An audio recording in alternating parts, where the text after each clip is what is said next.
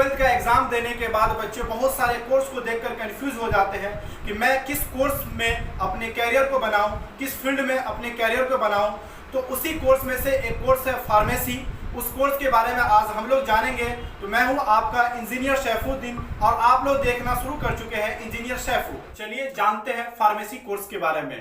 Pharmacy क्या है, pharmacy के लिए क्या क्वालिफिकेशन चाहिए, एज लिमिट, कोर्स ड्यूरेशन, ये कितने साल का होता है, उसके बाद एडमिशन प्रोसेस इसका क्या है, कैसे हम किसी भी कॉलेज में एडमिशन लेंगे, अफिलिएशन, क्या अफिलिएशन चाहिए फार्मेसी के लिए, उसके बाद जॉब स्कोप इसका क्या है, उसके बाद सैलरी के बारे में हम लोग जानेंगे कि पढ़ने के बाद हमारा सैलरी जो है वो क्या रहेगा और कहाँ कहाँ स्कोप है इसमें जॉब का। फार्मेसी एक ऐसा क्षेत्र है जहाँ हम दवाई के बारे में सीखते हैं कि medicine uses, property, compounding, manufacturing इत्यादि के बारे में हम सीखते हैं। एंसेंट ईरा के टाइम 1600 एडी से लेकर 1900 एडी के दौरान कुछ महान फिजिशियन आए, जिसमें हिपोक्रेटस, जिसको हम फादर ऑफ मेडिसिन कहते हैं, father of botany Theophrastus, father of pharmacology Dioscorides, the twin physician brother Cosmas और डेनियन। यही ट्विंस ब्रदर ने मिलकर मेडिसिन और फार्मेसी के रिलेशन के बारे में बताया। इसके बाद फार्मेसी के क्षेत्र में कुछ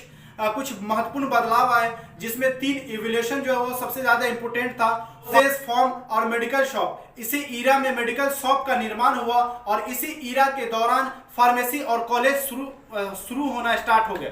बेंजामिन फ्रैंकलिन नामक 1751 ईस्वी में फर्स्ट फार्मेसी हॉस्पिटल की स्थापना की। उसके बाद डे बाय डे इस फील्ड में रिसर्च एंड डेवलपमेंट होने लगी, अभी तक हो ही रही है। जब तक दुनिया रहेगी तब तक जो है डे बाय डे इस फील्ड में नए नए बीमारी आएंगे और नए नए मेडिसिन का इजाद होता ही रहेगा। इसके बाद फार्मेसी के फील्ड में मेनली 2 कोर्स होते हैं, जिनमें डी फार्मा और B pharma. D pharma diploma in pharmacy, ये 2 साल के कोर्स होते हैं, और B pharma bachelor in pharmacy, ये 4 साल के कोर्स होते हैं। अगर इसके एलिजिबिलिटी के बारे में बात किया जाए, योग्यता के बारे में बात किया जाए, तो 10+2 में पीसीबी या पीसीएम होना चाहिए, फिजिक्स केमिस्ट्री मैथ या फिजिक्स केमिस्ट्री बायोलॉजी होना चाहिए।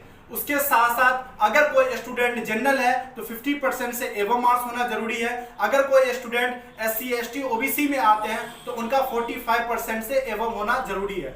अगर एज लिमिट की बात किया जाए तो एज लिमिट मिनिमम कम से कम जो है वो 17 साल होना चाहिए, किसी भी स्टूडेंट का 17 साल होना चाहिए। अगर हम लोग बात करें कॉलेज के एवरेज फी के बारे में, तो डी फार्मा का फी जो होता है वो 60 से 70 हजार पर ईयर के अप्रॉक्स में होता है, और बी फार्मा का अगर बात करें तो वो भी जो है 50-60 हजार रुपया के अप्रॉक्स में जो है वो कॉलेज, बहुत सारे ऐसे कॉलेज है जो मिल जाते हैं। अगर हम लोग एडमिशन के प्रोसेस के बारे में अगर बात करें तो एडमिशन का प्रोसेस जो है वो बहुत सारे ऐसे कॉलेज है, बहुत सारे ऐसे यूनिवर्सिटी है जो नीट के थ्रू लेते हैं, बहुत सारे ऐसे कॉलेज है जो अपने खुद का वो टेस्ट लेते हैं, ऑर्गेनाइज करते हैं और उसके थ्रू वो लोग एडमिशन लेते हैं। एक जीपीटीए भी होता है, जीपीटीए के थ्रू जो है, जिसका फुल फॉर्म है ग्रेजुएट फार्मेसी एप्टीट्यूड टेस्ट है, जिसके थ्रू भी बहुत सारे बच्चे एडमिशन लेते हैं। और अभी जो सबसे ज्यादा प्रचलन में है, बहुत सारे बच्चे जो एडमिशन लेना प्रीफर करते हैं, सेम कॉलेज में एडमिशन हो जाता है, वो है कंसल्टेंट के थ्रू। अगर आप किसी भी कॉलेज में एडमिशन लेना चाहते हैं तो डायरेक्ट कंसल्टेंट से आप संपर्क करिएगा, कंसल्टेंट आपका पूरा एडमिशन का प्रोसेस वो आपको करके देंगे।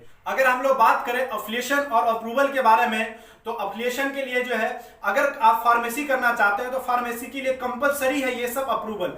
PCI pharmacy council of India से अप्रूवल होना ही चाहिए, या फिर state pharmacy council of India से होना चाहिए, स्टेट फार्मेसी काउंसिल से होना चाहिए, या फिर आपको गवर्नमेंट या प्राइवेट यूनिवर्सिटी से रिकॉग्नाइज होना कंपलसरी है। अगर बात करें कैरियर स्कोप के बारे में, जॉब के बारे में, क्योंकि हर एक बच्चे जो पढ़ाई करते हैं तो उनका मेन लक्ष्य जो होता है वो जॉब लेना या कैरियर बनाना, उस फील्ड में कैरियर बनाना।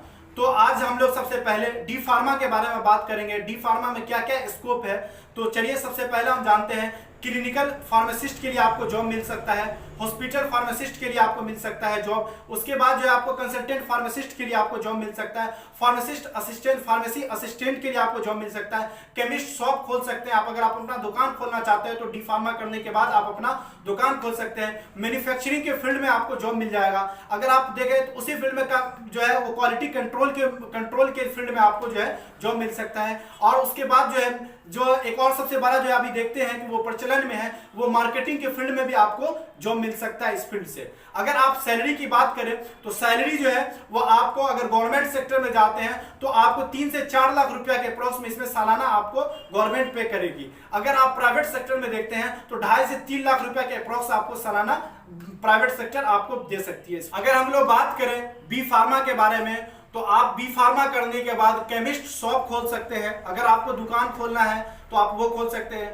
क्वालिटी कंट्रोल में आप जा सकते हैं, उस फील्ड में अपना करियर बना सकते हैं। अगर आप मार्केटिंग के फील्ड में करियर बनाना चाहते हैं तो उसमें आप बना सकते हैं। ड्रग इंस्पेक्टर के फील्ड में अगर आप बनना चाहते हैं गवर्नमेंट या प्राइवेट सेक्टर में तो आप उस फील्ड में जा सकते हैं। रिसर्च ऑफिसर बन सकते हैं, अगर आप चाहते हैं कि उस फील्ड में रिसर्च करना तो उस फील्ड में आप जा सकते हैं। रिसर्च एंड डेवलपमेंट के फील्ड में अगर आप हेल्थ इंस्पेक्टर बनना चाहते हैं तो वो भी आपके लिए जो है वो सबसे बड़ा स्कोप भी उसमें है। उसके बाद ड्रग इंस्पेक्टर अगर आप बनना चाहते हैं तो वो भी आप बन सकते हैं। अगर आप चाहते हैं सैलरी के बारे में, सैलरी जो है अगर आप बी फार्मा करते हैं तो बी फार्मा करने के बाद आपका क्या सैलरी रहता है। गवर्नमेंट सेक्टर में अगर आप जाते हैं तो 4.5 से लेकर के 5.5 लाख तक आपको सालाना ये पे कर सकती है गवर्नमेंट। अगर आप प्राइवेट सेक्टर में जाते हैं तो 3.5 से लेकर के 4.5 लाख रुपया जो है ये एवरेज सैलरी आपको मिल सकता है प्राइवेट सेक्टर में।